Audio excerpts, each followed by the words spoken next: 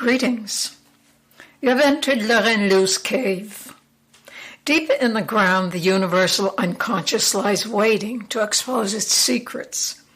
The cave has, from the inception of humankind, enticed, mesmerized. It has been protective shelter, spiritual temple, keeper of sacred images, rituals, and lastly, burial chamber.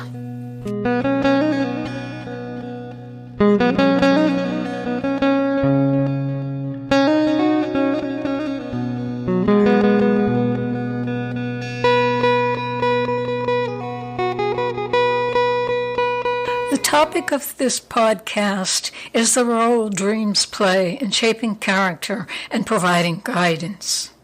Carl Gustav Jung, born 1875, died 1960, who has had an influence on Lorraine Liu's understanding of dreams and their significance in one's life, is the true father of dream interpretation. He believed in the existence of the unconscious. However, he did not see the unconscious as animalistic, instinctual, or sexual as Freud did. He saw it as more spiritual. The theory that part of oneself is unconscious, a hidden component working to speak, so to speak, without one's knowledge or consent, indicates a sort of battle within self for authority, or as the church would have it, between good and evil. According to Jung, dreams are a way of communicating and acquainting oneself with the unconscious. They are not attempts to conceal one true feeling from the waking mind, but rather they are a window to the unconscious. They serve to guide the waking self to achieve wholeness and offer a solution to a problem one is facing in waking life. Jung is wrong. There is no unconscious working within a person, as there is no sinful, lecherous id, as Freud would have it. Where one's unconscious dreams would communicate in one's own language. Rather, dreams, like poems, speak in symbols, and they may use puns, play on words, and simile to communicate. The dream's obvious content is just as significant and revealing as its veiled content. Different types of dreams come from different levels of experience.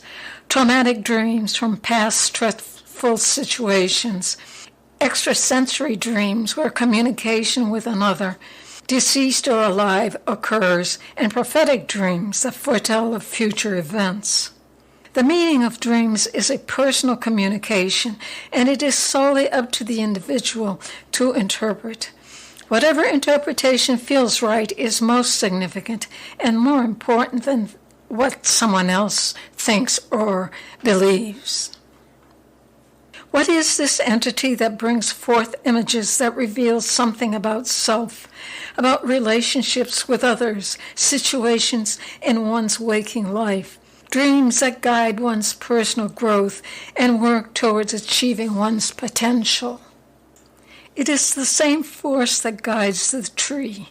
In spite of seasonal challenges, rocky soil, and human abuse, to unveil its gorgeous crown.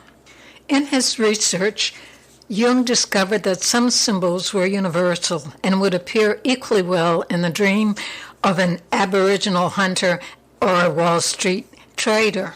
But who or what is this entity that seems to know everything about oneself and even about the human race? The theory of the unconscious is one man's personal myth to explain the significance of dreams. For Lorraine Liu, it is the spirit, the energy that pervades this whole cosmos. It is that which is encountered in the transcendental moments of our life, the all-knowing presence of life.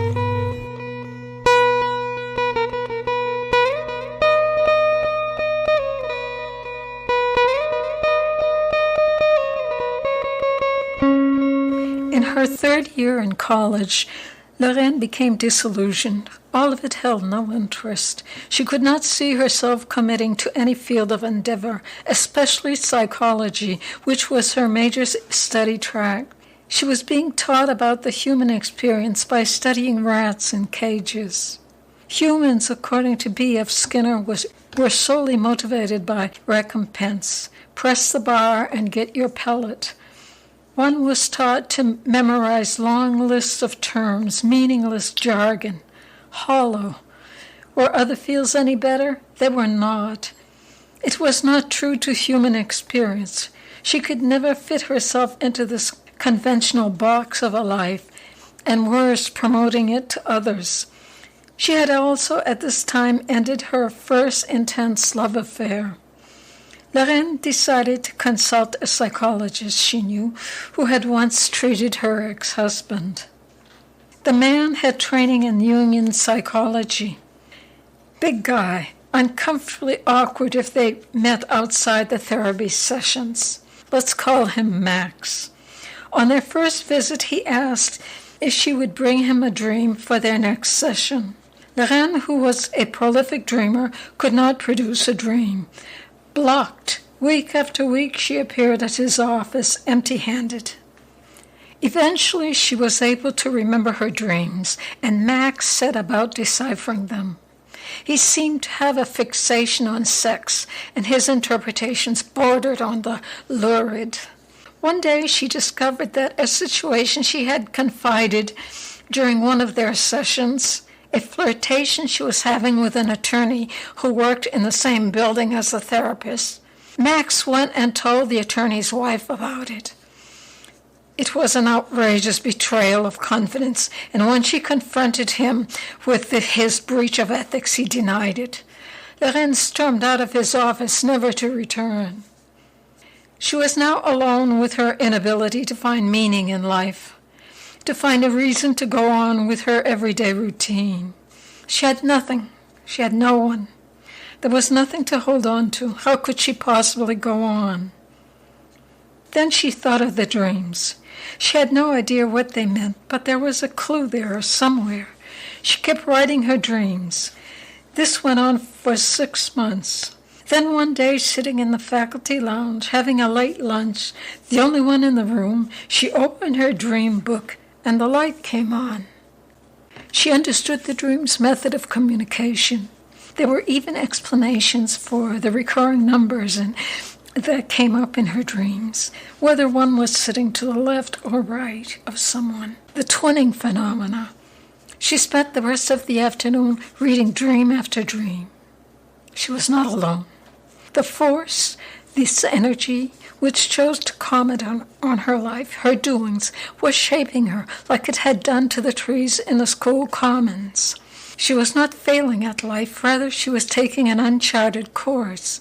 But it was her life, and she had to respect her ideas and commit herself to them. She would not be the rat in its skinner box, doing its little dance and furiously banging away at the pedal, hoping for a pellet to drop down the chute.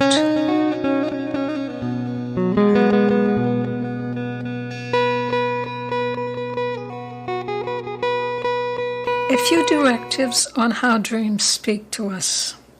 The reason why you are the one best qualified to interpret your dreams is because the dream scours your mind for symbols that you are familiar with to communicate with you. If you don't like mac and cheese, the dream might use that as a symbol to inform you that what you are seeking to nourish your spirit with is not appetizing. It may be good for you, but you can seek more appealing choices.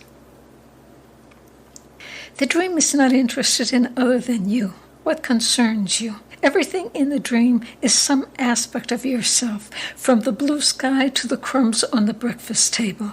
They are symbols that need to be interpreted. The outside world and its doings does not figure in unless it is connected to your well-being. If, for instance, you dream of your friend Betty, be aware that she is not the focus of the dream. Some aspect of your relationship with Betty needs to be examined, and which is undoubtedly carried over to other aspects of your life. It could be a number of things, but it is not specifically about Betty. Example, Lorraine had a dream about a friend that was sitting with others chatting, the friend sitting back in his easy chair while she leaned forward as she spoke. It It was a message indicating that Lorraine, unlike her relaxed friend, was straining too much in the relationship. She needed to sit back and examine the situation more closely.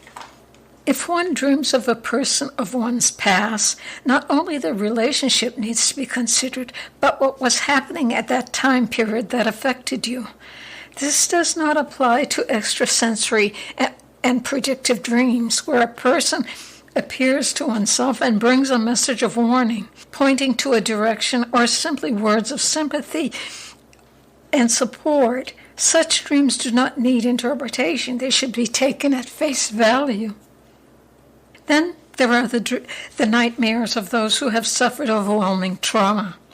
Psychological trauma is a wound, a serious wound that is not easily healed.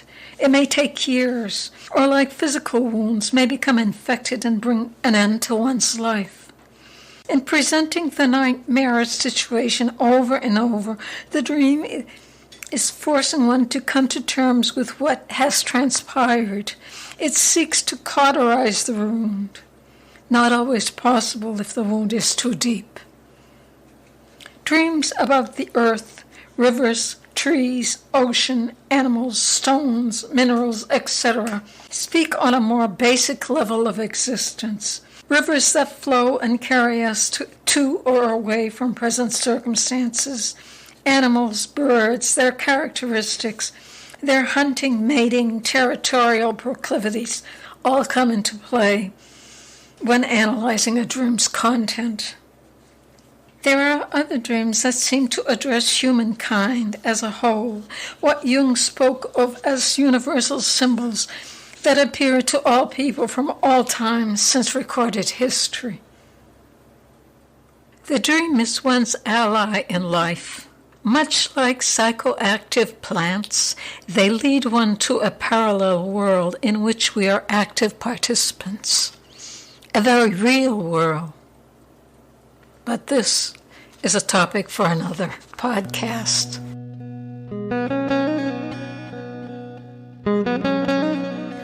Thanks for listening.